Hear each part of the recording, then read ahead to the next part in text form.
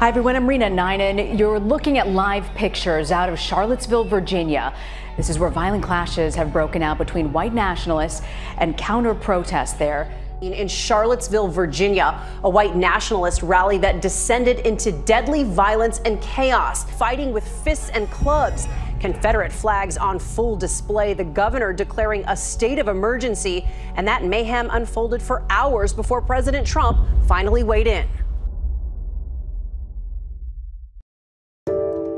The events of Charlottesville have both rocked our country and taken the life of 32-year-old Heather Hare.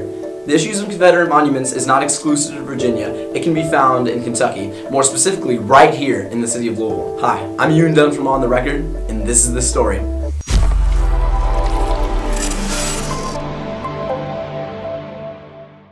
The issue right here in Louisville is the John B. Castleman statue located in Cherokee Park. Tensions remain high amongst different sides on whether or not the statue should be removed or it should remain. In fact, the statue was already vandalized with orange paint. But before you pick sides, here's the history. Castleman was born June 30th, 1841, and he grew up to become a Civil War general. During his life, he greatly supported and fought for the Confederacy. He even made constant attempts to break captured Confederate soldiers out of prison. However, he was personally sentenced to death by Abraham Lincoln. His life was spared when he was exiled from the United States, aside from being granted the brief opportunity to study medicine. While Castleman made a lot of contributions to the Louisville area, like the creation of the Tyler Park neighborhood and his role as the president of the Board of Park Commissions for nearly 25 years, he also segregated the parks and their facilities.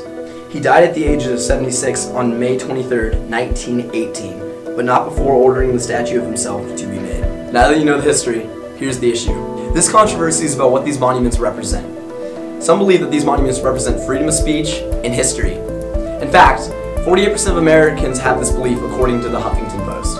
The other side of this issue is that people believe that these monuments represent racism, injustice, and the Confederacy. People with this opinion believe that these statues should be removed or otherwise have their plaques changed in order to portray who these people truly were during the Confederacy. In Castleman's case, he would be portrayed for his contributions to our parks, not to the Confederacy. Louisville is not the only place with this debate. In Lexington, officials have already started removing two statues. The two statues are our former Vice President John C. Breckinridge and former Confederate General John Hunt Morgan. These statues have stood in Lexington for more than 130 years. Activists for the removal of these statues consider this a win and a step in the right direction. This issue is happening all over the country. When opposing sides of this issue clash, it isn't pretty. It even proved to be deadly in Charlottesville.